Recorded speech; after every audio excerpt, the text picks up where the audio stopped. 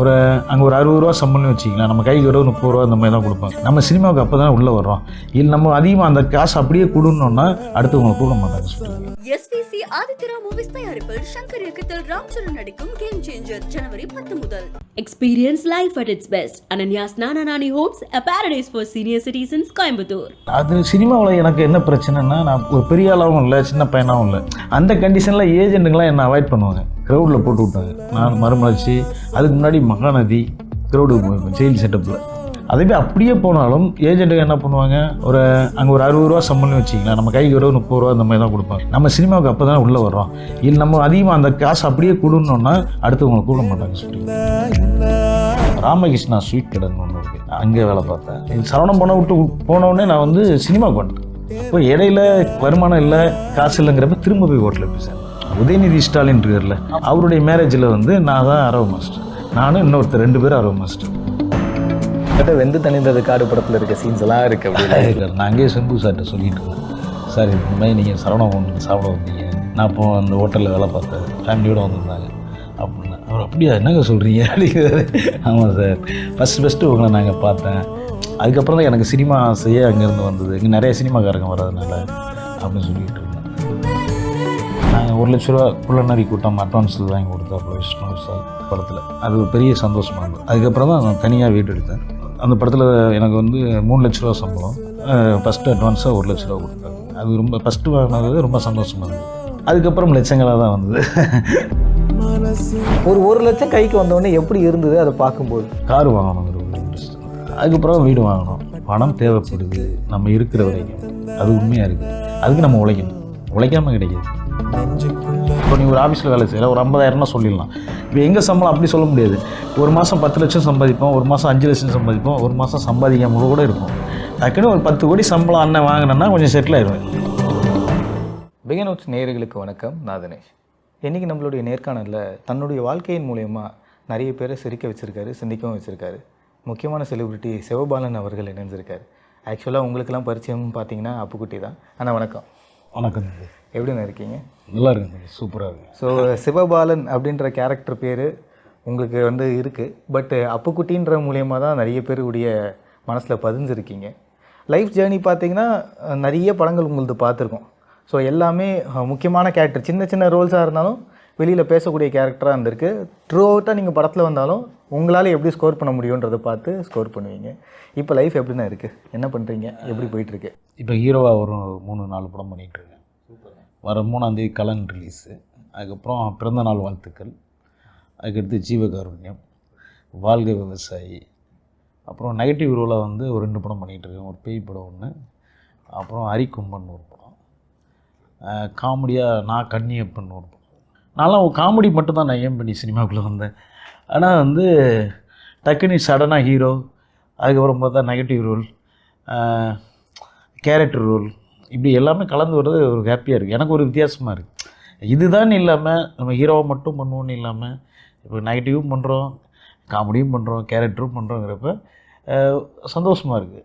லைஃப்பில் இப்போ அடுத்ததாக நிறைய பிஸி ஷெடியூலில் இருக்கீங்க. பட் ஒரு படத்துடைய வாய்ப்புக்காக சினிமாவுக்காக நம்ம பயணித்த அந்த ட்ராவல் இருக்கும் இல்லையா? நிறைய பேர் வந்து அவங்க சொந்த ஊரில் இருந்து கிளம்பி வந்து சினிமாவுக்காக ட்ரை பண்ணிக்கிட்டு இருப்பாங்க.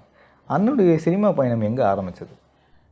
எனக்கு சினிமா நான் பிறந்தது ஆக்சுவலாக சென்னை தான். எங்கள் அப்பா வந்து ஒரு வியாபாரி, காய்கறி வியாபாரம் பண்ணுறவர்.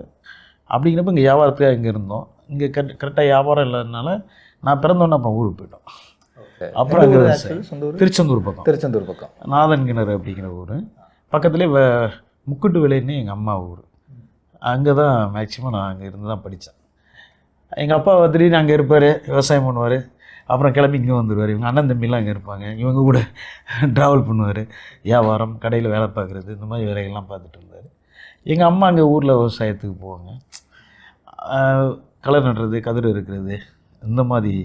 ஏன்னா விவசாயம் சின்ன வயசுலேருந்தே தெரியும். ஆனால் வந்து நான் விவசாயி ஆக முடியலையே தவிர எங்கள் அப்பா அம்மா பண்ண விவசாயத்தை நான் பார்த்துருக்கேன். அங்கே ஏதோ ஒன்று தேவைப்படுது, பணம்ங்கிற ஒரு விஷயம். சினிமா அங்கே கிராமங்களில் பார்த்திங்கன்னா நீங்கள் எந்த அளவுக்கு இருக்கீங்களோ அதுக்கு தகுந்த மாதிரி தான் நமக்கு எல்லா இடத்துலையுமே மரியாதை. அப்படிங்கிறப்ப அங்கே ஒரு விஷயம் தேவைப்படுது, நம்ம நினைக்கிறதெல்லாம் அங்கே கிடைக்கிறது இல்லை.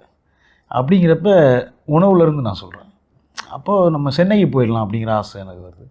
சென்னையில் போய் நம்ம எதாவது பண்ணணும், வேலை செய்யணும் அப்படின்னு சென்னைக்கு கிளம்பி வரேன். கிளம்பி வந்தோடனே எங்கள் சொந்தக்காரங்க வீட்டில் இருக்கிறேன். அவங்க ஏதாவது இவனுமே ஒர்க் ஷாப்பு இந்த மாதிரி வேலையில் சேர்த்து விடலான்னு நினைக்கிறாங்க எங்கள் அத்தாங்கிறவர். ஆனால் அந்த வேலை கரெக்டாக திடீர்னு பார்த்தா ரொம்ப நாள் ஆகுது அந்த வேலையை சேர்த்து விட்றதுக்கு. அப்புறம் ஹோட்டல் சரவணபவனில் சேர்ந்தேன். ஓகே, என்னவா சேர்ந்துருந்தீங்க? கிளீனராக வேலை பார்த்தேன். கிளீனராக? ஆமாம். ஸோ அதுதான் சென்னையில் பிறந்த ஒருத்தர் விவசாயம் போய் பண்ணிவிட்டு அங்கேயே இருந்து பண தேவையினால சரவணபவன் ஹோட்டலில் கிளீனராக ஃபஸ்ட்டு வேலை செய்கிறோம். கொஞ்ச நாளில் எங்கள் அம்மா காலமாயிட்டாங்க. அது எனக்கு ரொம்ப பாதிப்பு ஏற்படுத்திச்சு. என்னென்னா அம்மா இல்லாத அருமை அப்போ தான் தெரிஞ்சது. உண்மையாக ரொம்ப கஷ்டமாக இருந்தது. அது இன்றைக்கி வரைக்கும் மறக்க முடியாத ஒரு விஷயம் தான். எங்கள் அம்மா மாரி வந்திருக்கக்கூடாது அப்படிங்கிறது இன்றைக்கி எனக்கு தோணும்.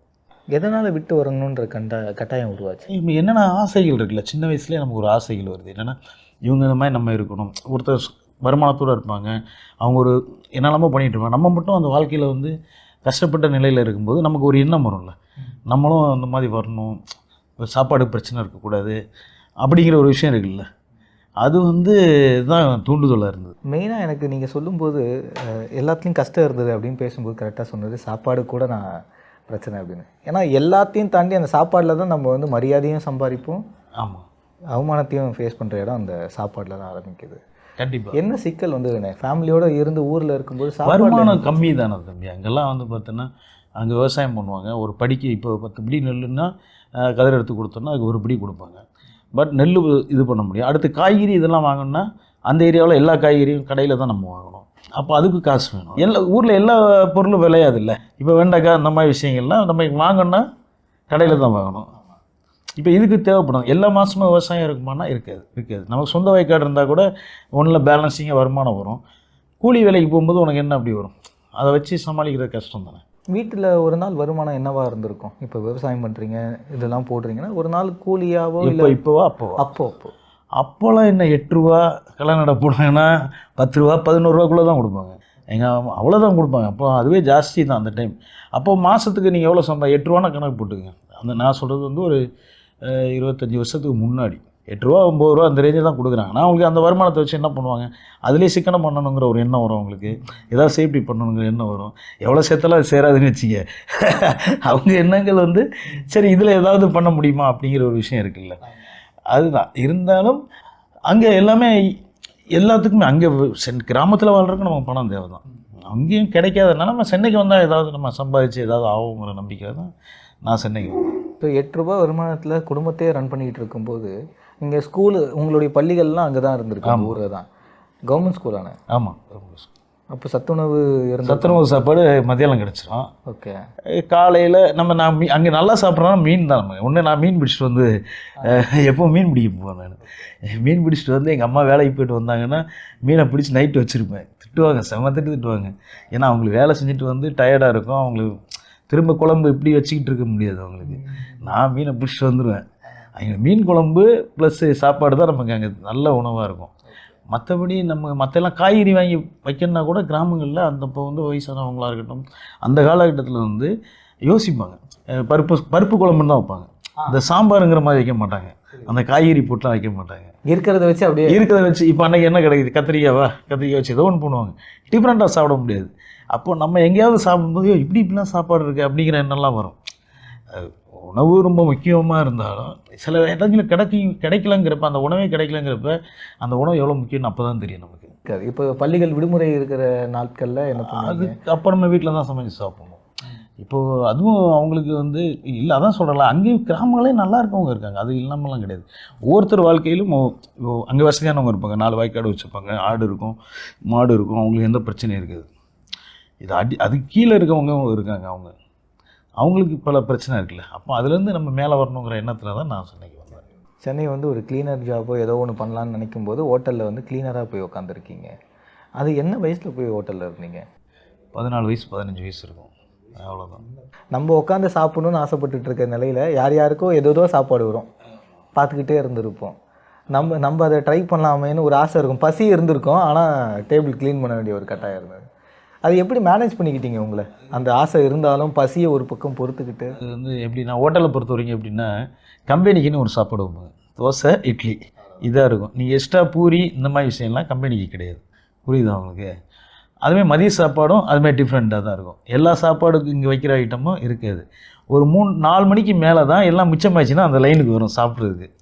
அதுமாதிரி நைட்டும் அப்படி தான். நீங்கள் சோலாப்பூரி இதெல்லாம் நம்ம சாப்பிட்ணுன்னு ஆசைப்படுவோம். ஆனால் பட் நமக்கு கிடைக்காது. ஆனால் அது முடிஞ்சு க்ளோஸ் ஆகிடுச்சுன்னா அந்த சோலாப்பூரியும் மாஸ்டர் போட்டு கொடுக்க மாட்டார். புரியுதா உங்களுக்கு? ஹோட்டல்லே நம்ம வேலை பார்த்தாலும் நம்ம நினச்சது சாப்பிட முடியுமானா கண்டிப்பாக முடியாது. இப்படி தான் ஹோட்டல் லைஃப். அது ஒரு டிஃப்ரெண்ட்டான ஒரு லைஃப் தான். எத்தனை வருஷம் இருந்தீங்க ஹோட்டல்லையே? ஹோட்டலில் கொஞ்ச நாள் தான் இருந்தேன். சரவணப்பனில் ஒரு 6 மாதம், அப்புறம் நம்ம பேரிஸ் சங்கீதாவில் ஒரு 6-7 மாதம் இருந்தேன். ராமகிருஷ்ணா ஸ்வீட் கடைன்னு ஒன்று இருக்குது, அங்கே வேலை பார்த்தேன். இதெல்லாம் நான் சரவணப்பனை விட்டு போனவுடனே நான் வந்து சினிமாவுக்கு வந்துட்டேன். அப்போ இடையில வருமானம் இல்லை, காசு இல்லைங்கிறப்ப திரும்ப போய் ஹோட்டலில் போய் சேர்ந்தேன், சங்கீதா ஹோட்டலில். அப்புறம் ராமகிருஷ்ணாவில் போய் சேர்ந்தேன். அப்படி சேர்ந்துட்டு இருக்கும்போது வாய்ப்பு தேடிக்கிட்டே இருக்கிறது. அதுக்கப்புறம் இந்த கேட்ரிங் வேலை, கல்யாண வேலைன்னு ஒன்று இருக்குது. ஆமாம், கல்யாணத்தில் காலேஜ் பசங்களாம் இப்போ போய் பண்ணுவாங்க. இப்போ அவங்க சப்ளைக்கு தான் போவாங்க. நாங்கள் எல்லா வேலையும் பார்க்கணும். இப்போ காய்கறி வெட்டணும், காலையில் தேங்காய் திருவணும், திரும்ப சப்ளைக்கு வரணும், இவ்வளோ வேலையும் பார்க்கணும். இப்போ வந்து ஒன்லி சப்ளைக்கு தான் கூப்பிட்டு போவாங்க. ஆக்சுவலாக கல்யாணம் வந்து காலையிலேயே ஆரம்பிச்சிருவாங்க, நைட்டு வரைக்கும் போகும். அது கண்டிப்பாக 11-12 மணி வரைக்கும் நம்ம தூங்கவே முடியாது. நைட்டு எப்படி தான் 12 மணி ஆகும், காலையில் 3:30 மணி 4 மணிக்கெலாம் எழுந்திரிச்சிடணும். ஆமாம், அதுக்கப்புறம் நம்ம காலைல ஆரம்பிச்சோன்னா வேலை அடுத்து போயிட்டே இருக்கும். நீ அதான் 2 நாள் வேலை பார்த்தோன்னா ஒரு 2 நாள் ரெஸ்ட் எடுக்கணும். அந்த வேலைலாம் அந்தளவுக்கு. நான் அடுப்படி வேலை பார்த்துருக்கேன். அரவ மாஸ்டர் நான். என் அரவ மாஸ்டர்னா ரொம்ப ஃபேமஸ். நான் மாமலா ரமேஷ்னு ஒரு ஏஜென்ட்டில் வந்து என்னை அரவைக்குனே கூப்பிடுவார். ஓகே, அரவனா என்ன மாதிரி இந்த கலவை எல்லாமே ஜாங்கிரிலேருந்து எல்லாத்துக்கும் அரைக்கணும். நீ அந்த மாவெல்லாம் கலக்க வேண்டிய வேலை. இட்லி, தோசை, வடகறி எல்லாத்துக்கும் அரைக்கணும். அளவு கரெக்டாக போடணும். இப்போ 1000 பேர்னா 1000 பேர் கரெக்டாக அளவு போட்டு நம்ம அரைக்கணும். அதுவும் வேலை பெண்டு எடுத்துடும். உதயநிதி ஸ்டாலின் இருக்கார்ல, அவருடைய மேரேஜில் வந்து நான் தான் அரவ மாஸ்டர். நானும் இன்னொருத்தர் 2 பேர் அரவ மாஸ்டர். எங்களுக்கு கீழே அசிஸ்டண்ட்டு 4 பேர். நீங்கள் சொன்னதால் கேட்குறேன். இப்போ துணை முதல்வராக இருக்கார். அப்படி இருக்கும்போது லைக் அந்த காலகட்டத்தில் பெரிய ஃபேமிலி, கூட்டம் கண்டிப்பாக அள்ளி இருக்கும். அள்ளி கண்ணாடியெல்லாம் உடச்சிட்டு உள்ள வந்தாங்க சாப்பாட்டுக்கு. நாங்களாம் பயந்துட்டோம் என்னடான்ட்டு. அந்தளவுக்கு க்ரௌடு. வேலை அந்த மாதிரி பெண்டு எடுத்துட்டாங்க. என்னால் தேடினாங்க, நான் வேலை பார்க்க மாட்டேன்ட்டேன்.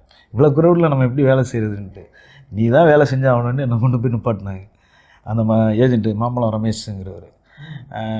ரொம்ப கஷ்டப்பட்டு செஞ்சோம் அந்த வேலைலாம். இப்போ இத்தனை பேருக்கு அந்த நீங்கள் சொல்கிற மாதிரி இப்போ கேட்ரிங்கில் இருந்திருக்கேன்றீங்க, ஹோட்டலில் இருந்தீங்க, அந்த டைம்லேயே அப்படியே சினிமாவும் ட்ரை பண்ணிங்க. ஹோட்டல் ஒரு பக்கம், கேட்ரிங் ஒரு பக்கம், சினிமா ஒரு பக்கம், எல்லாத்தையும் பார்த்துக்கிட்டு இருக்கும்போது சினிமாவில் எப்படியும் நம்மளுக்கு வருமானம் கிடைக்குமா, வாய்ப்பு கிடைக்குமானும் தெரியாது. அது சினிமாவில் எனக்கு என்ன பிரச்சனைன்னா, நான் ஒரு பெரிய ஆளாகவும் இல்லை, சின்ன பையனாகவும் இல்லை. அப்போது மீசெல்லாம் வச்சுருக்க மாட்டேன், தாடியெல்லாம் வச்சுருக்க மாட்டேன். ரொம்ப சின்ன பையனாக இருப்பேன். என்ன எந்த கேரக்டருமே கூப்பிட்டு போக முடியாது. பெரிய ஆள் கேரக்டரும் கூப்பிட்டு போக முடியாது, சின்ன பையனுக்கும் கூப்பிட்டு போக முடியாது. அந்த கண்டிஷனில் ஏஜென்ட்டுங்களாம் என்னை அவாய்ட் பண்ணுவாங்க. அப்படி நான் போன படம் தான் மறுமலர்ச்சின்னு ஒரு படம். ஜீவா சார் வந்து எனக்கு சொல்லி விட்டு க்ரௌடில் போட்டு விட்டாங்க. நான் மறுமலர்ச்சி, அதுக்கு முன்னாடி மகாநதி க்ரௌடுக்கு போயிருப்பேன் ஜெயில் செட்டப்பில். அதில் கூட பெப்சி பிரச்சனை வந்தது, நாங்கள் வெளியே வந்துட்டோம். அப்புறம் அப்போ வந்து கார்டு இல்லாமலாம் அப்போ ஒர்க் பண்ண முடியாது.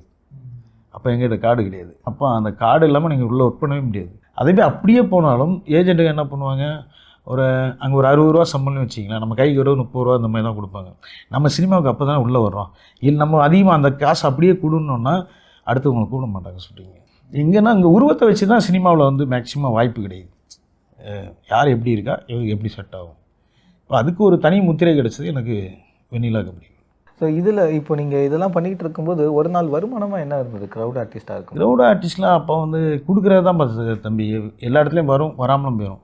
30 ரூபா கொடுப்பாங்க, 25 ரூபா கொடுப்பாங்க, அவ்வளோதான் கொடுப்பாங்க. இப்போ பரவாயில்ல, இப்போ எல்லாத்துக்கும் நல்லா சொல்லி 700 ரூபா. இந்த மாதிரி சின்ன சின்ன வேலைகள் பண்ணிக்கிட்டு இருக்கும்போது என்ன மாதிரி படங்களுக்கெல்லாம் ட்ரை பண்ணிக்கிட்டு இருந்தீங்க? அப்போ என்ன படம்லாம் ஓடிக்கிட்டு இருந்தது? அப்போது கில்லி பண்ணிகிட்டு இருந்தேன் அந்த டைமு. அழகிய தமிழ் மகன், 9 ரூபாய் நோட், சொல்ல மறந்த கதை, அக்குன்னு ஒரு படம், இப்படி ஏகப்பட்ட படங்கள். விஜயகாந்த் சார் படம்லாம். நம்ம க்ரௌட் ஆர்டிஸ்ட்டாக, அதெல்லாம் சின்ன சின்ன கேரக்டர். க்ரௌட் ஆர்டிஸ்ட்டாக நிறைய படம் போயிருக்கேன். ஹிந்தி படம்லேருந்து போயிருக்கோம் நாங்கள். ஆமாம், அது நிறைய வேறு வழி. அப்படி இருந்தாலும் எங்களுக்கு எவ்வளோ க்ரௌடுக்கு மேலாம் கூப்பிடுவாங்கன்னா, ஒரு 300 பேருக்கு மேலேன்னா தான் எங்களை உள்ளே அலோட் பண்ணுவாங்க. ஏன்னா அது 100 பேர் 200 பேருக்குள்ளனா ஹைட்டாக இருக்கணும், ஏதோ ஒன்று. அது அப்படி தான் செலக்ட் பண்ணி தான் கூப்பிட்டு போவாங்க. ஆமாம், க்ரௌட் ஆர்டிஸ்ட்னா அங்கே வர்ற ஏஜென்ட் வந்து செலக்ட் பண்ணுவாங்க. இந்த இவருக்கு விடு, போலீஸு, ரவுடி, அடியாள், இந்த மாதிரி செலக்ட் பண்ணுவாங்க. அது தெரிஞ்சாலும் யூனியனில் உள்ளவங்களுக்கு ஃபஸ்ட் டீம் மாற்றம் கொடுப்பாங்க. ஸோ க்ரௌட் ஆர்டிஸ்ட்டாக பயணத்தை ஆரம்பிச்சிருப்பீங்க, ஒரு பக்கம் இந்த கேட்டரிங்லாம் பண்ணியிருப்பீங்க. அந்த டைமில் கொஞ்சம் நீங்கள் படத்தில் சின்ன சின்ன ரோல்ஸ்லாம் பண்ணிவிட்டு ஒரு பக்கம் சைட்லேயும் இன்கம் பார்த்துக்கிட்டு இருக்கும்போது ஒரு நாள் வருமானம் என்னவாக இருந்தது? மாதம் என்ன நிற்கும் கையில்? அதான் நம்ம கல்யாண வேலை பார்க்கும்போது அங்கே ஓரளவு நல்ல சம்பளம் கிடைக்கும். எப்படின்னா 250 ரூபா கிடைக்கும். உள் வேலை பார்த்தோன்னா வெளியில் வந்து 150 ரூபா 125 ரூபா அந்த மாதிரி அந்த காலகட்டம். 250 ரூபா சப்ளையர்னா 175 ரூபா அந்த ரேஞ்சு தான். உள்ள வேலை பார்த்தோன்னா 300 ரூபா 350 ரூபா அந்த ரேஞ்சில் கிடைக்கும். 2 நாளைக்கு ஒரு 700 ரூபா கிடைக்கும். அதனால் உள் டூட்டி அதிகமாக நான் போவேன். இப்படி கையில் கிடைக்கிறது ஒரு 200 வச்சுக்கோங்களேன் ஒரு நாள். அந்த 200 உங்களுக்கு எப்படிலாம் செலவாகும்? சமையல் நம்ம சும்மா இருக்க அன்றைக்கி சமையல் பண்ணோம், ஃபோட்டோ எடுத்து பிரிண்ட் பண்ணோம், கம்பெனிக்கு அலைவோம். 4 பேரை பார்த்தோன்னா கண்டிப்பாக வந்து அவங்க ஒன்று செலவு பண்ணுறாங்கன்னா நம்ம செலவு பண்ணுவோம். இப்போ இன்றைக்கி ஒரு டீ வாங்கி தரோன்னா நாளைக்கு நம்ம வாங்கி விடணும். இந்த மாதிரி செலவுலாம் இருக்குல்ல. இப்போ வாடகை இருக்குது, அந்த மாதிரி செலவுகளுக்கு யூஸ் ஆகும். நீ இது ஹோட்டலில் வேலை பார்த்தோன்னா நம்ம ரூம் எடுத்து தங்க முடியாது, நம்ம அங்கேயே தான் தங்கியிருக்கணும். இப்போ இந்த வேலைங்கிறப்ப நம்ம ரூம் எடுத்து தங்கியிருக்கலாம். இதில் வருமானத்தை வச்சு நம்ம வாடகை கொடுத்துக்கலாம், ட்ரை பண்ணிக்கலாம். இந்த வேலை கொஞ்சம் யூஸ் ஆயிடுச்சு. ஸோ நீங்கள் சொல்கிறது கிட்டத்தட்ட வெந்து தணிந்தது காடு படத்தில் இருக்க சீன்ஸ் எல்லாம் இருக்குது அப்படி. கண்டிப்பாக கிட்டத்தட்ட அப்படியே போவாங்க, மேலே கீழே ஹோட்டலில் இருக்கும், மேலே ரூம்ஸ் இருக்கும், பசங்க அங்கேயே வாழ்வாங்க. அந்த சினாரியோ தெரியுது லைஃப்பில் உங்களுக்கு? அந்த வாழ்க்கையை நான் அனுபவிச்சது தான். அது வந்து நான் அங்கேயே சிம்பு சார்கிட்ட சொல்லிகிட்டு இருந்தேன், சார் இந்த மாதிரி நீங்கள் சரவணா ஹோட்டலில் சாப்பிட வந்தீங்க, நான் இப்போ அந்த ஹோட்டலில் வேலை பார்த்தேன். ஆமாம், அவங்க அம்மா அப்பா ஃபேமிலியோடு வந்திருந்தாங்க அப்படின்னா. அவர் அப்படியா என்னங்க சொல்கிறீங்க அப்படிங்கிறாரு. ஆமாம் சார், ஃபஸ்ட்டு உங்களை நாங்கள் பார்த்தேன், அதுக்கப்புறம் தான் எனக்கு சினிமா ஆசையே அங்கேருந்து வந்தது, இங்கே நிறைய சினிமாக்காரங்க வர்றதுனால அப்படின்னு சொல்லிகிட்டு இருந்தேன். ஆமாம், சரவணா பொண்ணு வடபழனியில் அப்போ தான் ஆரம்பிச்சிருக்காங்க அந்த ஹோட்டல். ஆரம்பித்த புதுசில் வேலை பார்த்தாரு. பட் அங்கே ஒருத்தர் அசிஸ்டன்ட் டைரக்டராக ஒர்க் பண்ணுறதுக்கு ட்ரை பண்ணிகிட்டு இருந்தார், குமரேசன் சொல்லிட்டு. அப்போ நாங்கள் 2 பேரும் ரூம் எடுத்து ட்ரை பண்ணலான்னு ரூம் எடுத்து அதுக்கப்புறம் தான் ட்ரை பண்ணோம். நீங்கள் ஒரு நாள் வரக்கூடிய ஒரு 200 திருப்பி சினிமாவுக்காகவே ட்ரை பண்ணணுன்னு ஆல்பம் போடுறது, இதை வச்சுக்கிறது, இது பார்க்குறது, இப்படி லைஃப்பை இப்படியே ஓட்டிக்கிட்டு இருக்கும்போது எங்கேயாவது வந்து பணத்தட்டுப்பாடு வந்திருக்கும். சில இடத்துல எங்கேயும் காசு கிடச்சிருக்காது, எல்லா இடத்துலையும் லாக் ஆகிருக்கும். நம்ம ஒரு மாதம் மார்கழி மாதம் வேலை இருக்காது, அப்போ ஒன்றும் பண்ண முடியாதுல்ல. அப்போ மளிகை கடையில் கடன் போனாங்க, டீ கடை மளிகை கடைக்காரங்க. ஏன்னா அவங்ககிட்ட தான் டீக்கையும் கடன் சொல்லிக்கணும், சாப்பாடு தேவையான அவங்க ஒரு லெவல் வச்சுருப்பாங்க, இவருக்கு இவ்வளோ தான் கொடுக்கலாம் அப்படின்ட்டு. அந்த லெவல் வரைக்கும் நம்ம கடன் கொடுப்பாங்க, அதை வச்சு நம்ம ஓட்டிக்க வேண்டியது தான். ஆனால் என்றைக்கு தான் நம்ம சினிமாவில் வருவோங்கிற ஒரு கண்டென்ட் தான். மற்றபடி வேறு எனக்கு வந்து அங்கேயே மாஸ்டர்லாம் அங்கே ட்ரை பண்ணாங்க அந்த வேலையில், ஃபுல் பெரிய மாஸ்டர்கள்லாம். ஐயோ இது வேலைக்கு நான் 2-3 வாட்டி அந்த வேஷ்டி வேலை செஞ்ச வேஷ்டியெல்லாம் நான் அடுப்பெல்லாம் போட்டு வந்திருக்கேன், திரும்ப இந்த வேலைக்கு வரக்கூடாது அப்படின்ட்டு. ஆனால் அந்த வேலையை நான் கிட்டத்தட்ட ஒரு 18 வருஷத்துக்கு மேலே நான் பார்த்துட்டேன் அந்த வேலை. அந்த ட்ராவல் எனக்கு அந்த வேலை தான் என்னை வந்து ஒரு உணவு ரீதியாகவும் எனக்கு இந்த மற்ற இதர செலவுகளுக்கெல்லாம் ரொம்ப யூஸ் ஆனது அந்த வேலை. அந்த பணம் சாப்பாடு இது 2 நாள் தான் அவமானத்தை சந்திப்பாங்க. இது சப்போர்ட் வேணும் மெயினாக. இப்போ வந்து ஃபேமிலி சப்போர்ட் இருக்கவங்களுக்கு அது பெரிய பிரச்சனையாக இருக்காது. பட் அவ்வளோ ஃபேமிலி சப்போர்ட் இருந்தால் அவ்வளோ பயரை வேலை பார்ப்போமா அப்படிங்கிறது டவுட்டு தான். ஏன்னா சாப்பிட்டுட்டே இருந்திருப்போம், கிடைக்கும் போது கிடைக்கட்டுமே, நமக்கு என்ன பிரச்சனை அப்படிங்கிற மாதிரி தோணியிருக்கும். நமக்கு தேவைகள் இருக்கும்போது தான் நம்ம ஓட ஆரம்பிக்கிறோம். இப்போ டீ கடையில் நீங்கள் அக்கௌண்ட் வச்ச மாதிரி ஒரு வேளை டீ எவ்வளோ பெருசு? அதுக்கு நம்ம வீட்டிலேருந்தே யோசிச்சுட்டு போகணும், இவன்ட்ட எப்படி சொல்கிறது இந்த டீக்கு கடனை. அது ஒன்று இருக்குல்ல, கிளம்பும் போதே இவன்ட்ட எப்படி சொல்கிறது, அங்கே போய் யோசிச்சு அண்ணே ஒரு டீண்ணே நாளைக்கு, சரி பாரு, அடுத்த நாள் போனோன்னா மொத்தமாக எழுதிங்கண்ணே அப்படிங்கிறது. அது ஒரு பேமெண்ட். ஆனால் என்னென்னா ஒரு அளவு, எல்லாத்துக்கும் ஒரு அளவு வச்சுருப்பாங்க எல்லா கடைக்காரங்களும். ஒரு அளவுக்கு மீறி பணம் கொடுக்க மாட்டாங்க. 200 ரூபாய்க்கு மேலாம் இதுக்கப்புறம் டீ சாப்பிடாத பண்ணிடுவாங்க. ஆமாம், வேறு வழி இல்லை. அதுக்கப்புறம் நம்ம அந்த கடைக்கு போக முடியாது, அந்த ரூட்டில் தான் நம்ம போய் ஆகணும். புரியுது அவங்களுக்கு, அது ஒன்றும் பிரச்சனை இல்லை. அதுக்கப்புறம் நம்ம கொடுத்துருவோம், அப்படி போவோம். அது எல்லாருமே ட்ராவல் பண்ணியிருப்பாங்க. டீ கடை அனுபவங்கள், அப்புறம் மளிகை கடை அனுபவங்கள். கஷ்டப்படுறவங்க எல்லாருமே மளிகை கடைக்காரங்க நிறைய ஹெல்ப் பண்ணிட்டு தான். இப்போ கடன் கொடுக்குறாங்கன்னா ஒரு ஃபேமிலியில் ரொம்ப இன்றைக்கி வருமானம் இல்லை, ரொட்டேஷனில் தான் மளிகைகள்லாம் போயிட்டுருக்கோம். நல்லா பார்த்தோன்னா நான் மட்டுமா கடன் வச்சுருந்தேன், எல்லா அக்கௌண்ட்டில் பார்த்தா நம்ம மட்டும் தான் கடன் வச்சுருக்கோம், பார்த்தா நிறைய அக்கௌண்ட் இருக்கும். இருக்காங்க. இந்த க்ரௌட் ஆர்டிஸ்ட்டாக இருந்து வரும்போது சாப்பாடுக்கு உட்காரும் போது சில இன்செட்டெல்லாம் ஃபேஸ் பண்ணியிருக்கோம். அவருடைய கேரக்டர் சரியில்லை, அந்த ஆள் பண்ணிட்டார். அதுக்காக ப்ரொடக்ஷனில் உள்ளவங்க எல்லாரும் அப்படின்னு நம்ம சொல்ல முடியாது. ஆனால் நமக்கு அது மன பாதிப்பாகும். என்ன பண்ணியிருக்காங்க? நீங்கள் சாப்பாடு உட்காரும்போது என்ன நடந்தது? என்ன நீ யாரை கூப்பிட்டு வந்தாலும் நீ யாருன்னு கேட்டு நீ அப்புறம் ஆளை கூப்பிட்டு வைப்பா, அப்புறம் சாப்பிடு அப்படின்னு தட்டை பிடிங்கிருக்காங்க. ஆமாம், அது இல்லை, நாம் எனக்கு மட்டும் இல்லை, நிறைய நடிகர் நடந்திருக்கு அந்த மாதிரி. அன்றைக்கி நான் சாப்பிடவே இல்லை, அவர் கூப்பிட்டு வந்தவர் காமிச்சிட்டு தான் கூப்பிட்டு வந்தேன், சாப்பிட சொன்னேன். இல்லைப்பா வேணாம். அதுக்கு இந்த மாதிரி உருவகையிலையோ இல்லை வேறு ஏதாவது வார்த்தைகளோ இப்போ வரைக்கும் மனசில் இருக்குது? நான் அன்றைக்கி ஒரு வார்த்தை விட்டார், நான் இதை பீட் பண்ணி வருவேன் அப்படின்ற மாதிரி மனசில் இருந்த வார்த்தை. நீ சினிமா விட்டே போயிருக்குன்னு எத்தனை பேர் என்ன சொல்லியிருக்காங்க, உன்னாலாம் முடியாதுன்னு சொல்லியிருக்காங்க. தேவை, நீ என்னையா பண்ணுவேன், உன்னால் என்னையா பண்ண முடியும், நீயே சொல்லு அப்படிம்பாங்க. நான் போய் ஹீரோன்னு சொல்ல முடியுமா? காமெடி பண்ணுவேன்னு சொல்லலாம். ஹீரோன்னு சொன்ன காமெடிலாம் நிறைய போகணும், அந்த மாதிரிலாம் நடிக்க முடியாது என்னால் அப்படின்னு சொன்னவங்க இருக்காங்க. அதெல்லாம் ஒன்றும் பண்ண முடியாது. ஏன்னா நம்ம ஜெயிக்கிற வரைக்கும் நம்ப மாட்டாங்க, ஜெயிச்ச பிறகு தான் நம்புவாங்க யாராக இருந்தாலும். ஆனால் அவன் வேறு வேலைக்கு போனால் இவன் நல்லா இருந்துருவானே அப்படிங்கிற ஒரு எண்ணம் தான். ஆனால் எனக்கு வேறு வேலைக்கு போயிருந்தால் இந்த திருப்தி கிடச்சிருக்குமானா கிடச்சிருக்காது.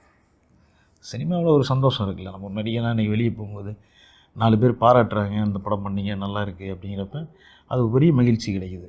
எங்கேயாவது இதை விட்டு போயிடலான்னு உங்களுக்கே எங்கேயாவது மன வருத்தம் இதை விட்டு மட்டும் போயிடக்கூடாதுன்னு நினைக்கிறேன். ஏன்னா எப்போ தங்குனீங்க அந்த மாதிரி ஒரு ரூமில் ஒரு 5 பேர் தங்குற மாதிரி? எங்கே சொல்ல சிவன் பார்க் இருக்குல்ல, கேகே நகர், அங்கே ஒரு 4-5 பேர் தங்கியிருந்தோம். நாங்கள் ஒவ்வொருத்தரும் ஒவ்வொரு கேரக்டராக இருப்போம். ஒருத்தர்லாம் வந்து நாங்களாம் சாப்பிட்ருக்கவே மாட்டோம். அவர் மட்டும் நைட்டு பிரியாணி வாங்கிட்டு வந்து சப்பு சப்புன்னு சவுண்டு வரும் சவைக்கிறது, நமக்கு ஒரு மாதிரி இருக்கும்.